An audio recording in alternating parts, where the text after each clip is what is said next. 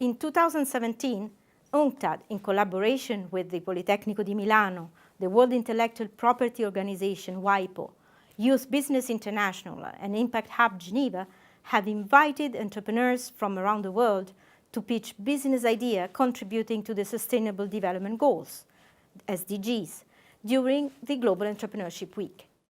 A selected panel of impact investors and sustainable finance partners provided feedback to young startups on how to promote sustainable and inclusive growth through entrepreneurial activities. Let's hear the stories from their own voices. Jennifer Shigoli from Tanzania illustrates how entrepreneurship training helped her to consolidate her business. Jennifer contributes to the achievement of 3 SDGs by creating jobs directly and indirectly that will enable people to generate income, SDG 1, by ensuring good health and well-being of young girls and women by providing them with affordable hygienic products, SDG 3, and by providing girls with solutions that allow them to attend school without disruptions, and thus reducing the rate of absenteeism and dropouts, SDG 4. My name is Jennifer Shigoli. I'm from Tanzania. I'm the CEO and founder of Malkia Investments Company Limited. I'm also an activist on issues related to young girls and women, especially on education and entrepreneurship. And when we were going into schools, I formed these wash clubs. And within the wash clubs, I always want to balance, like the number of girls and number of boys participating. But again, I realized that there is a frequency of girls missing. You give a task to a young lady today, she's there. The next day she's not there. And the excuses they give, I had a toothache, I had a headache. So I said, why is everybody having a toothache and a headache in everywhere we go? So the teacher confirmed and said, there is an issue, a very big issue. These young girls and students cannot afford proper menstrual products. So they resort to stay at home during that period and then they resume school after. There is a girl called Halima. She's now our champion. She missed her grade 7 national exam because she was late. She had to walk miles away and she was using sponge. Then she had bruised. She couldn't walk faster. When she got there, she was denied to do a grade 7 national exam because she was late. There are so many such cases, and when I went even deeper to do a research to look, okay, what can we do? And we found out that most organizations used to fundraise and then they deliver the disposable parts, but it's not sustainable. I was looking for sustainability, that okay, do I have to fundraise every month to cater for this? Until when? How? It's not possible and it's not realistic because periods come or menstruation come today, next month it will come again.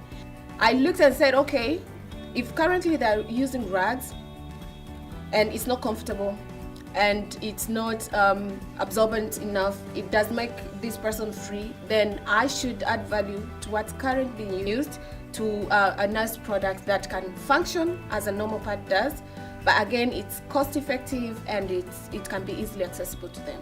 That's when I came up with an idea of a layer pads.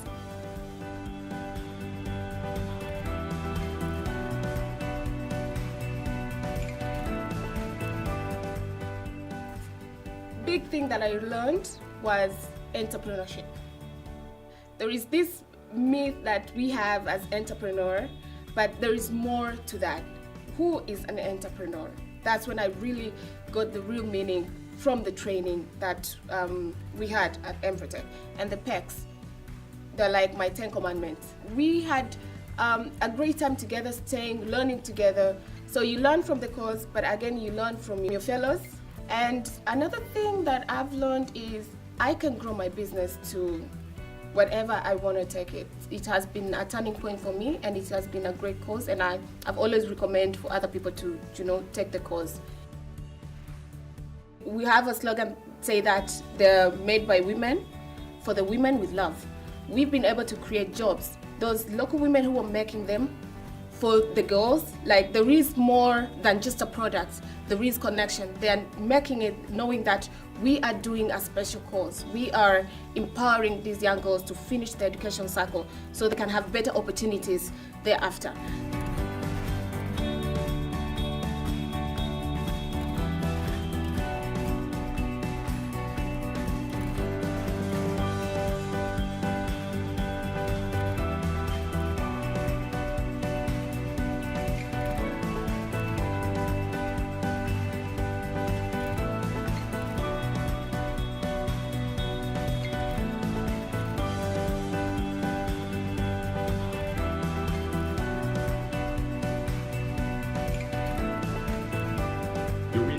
Jennifer Richard Schigol.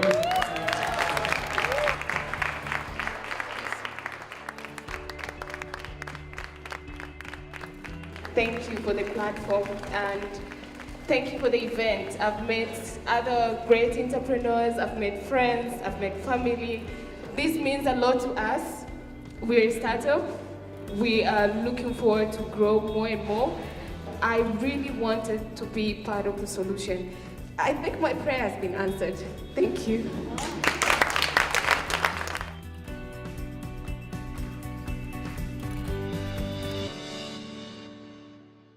Guillermo Jarrin from Ecuador tells us how he set up an incredibly dynamic and growth-oriented business, which is profitable but also socially and environmentally responsible. Guillermo contributes to the achievement of 3 SDGs as well, by partnering with communities living in extreme poverty in the Ecuadorian Andes and rescuing their ancestral knowledge on the use of Andean aromatic herbs, SDG 1. By empowering women who are responsible for planting and harvesting organic herbs and fruits, providing them with economic income and enhancing their well-being and that of their families, SDG 5. And by adopting fair trade modalities of production and distribution and paying a fair price to the indigenous communities for their herbs and fruits, SDG 8. My name is Guillermo Jarrin. I am from Quito, Ecuador. I am the founder of TPT Blends. We produce tea blends using locally products from Ecuador. These products are organic and fair trade certificated. We work with indigenous women in the northeast part of Ecuador. We have a very good and exotic fruits and herbs in Ecuador.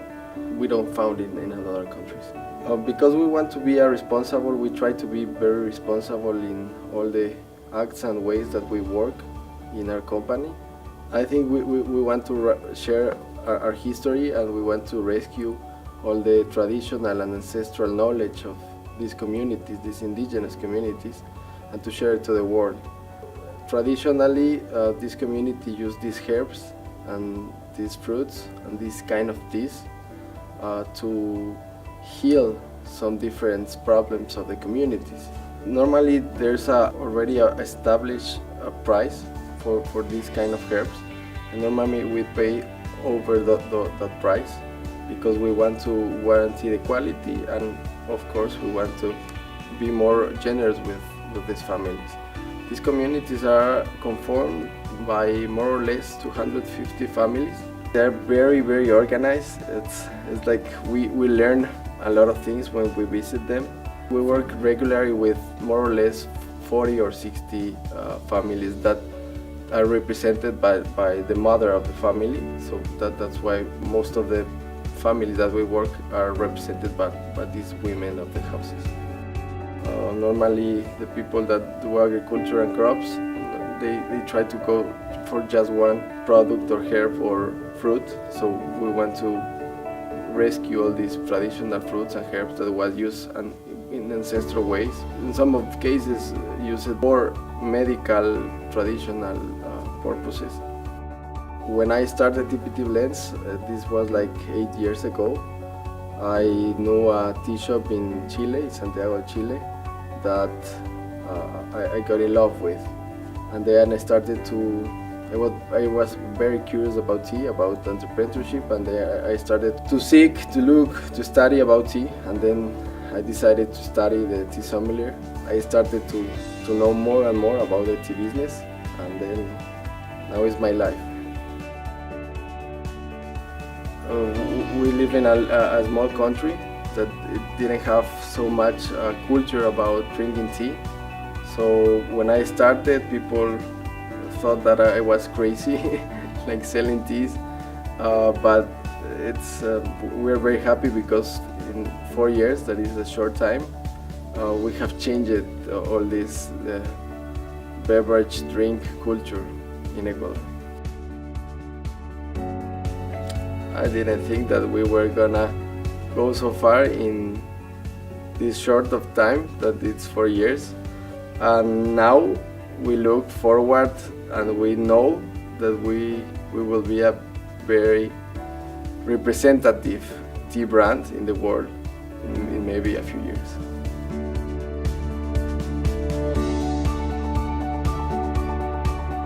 We won last year the Best Entrepreneurship in Ecuador thanks to the collaboration of the UNTAC. We came this year to share our business and our project here in Geneva. We have met a lot of people, entrepreneurs and entrepreneurships. Very inspiring projects, very inspiring people. I think every entrepreneur it's a hero. We have passion, we have perseverance, we are braves. It's difficult to be an entrepreneur. I thought it was difficult in Ecuador, but I was talking to other colleagues, and it's all an adventure. So I have learned a lot.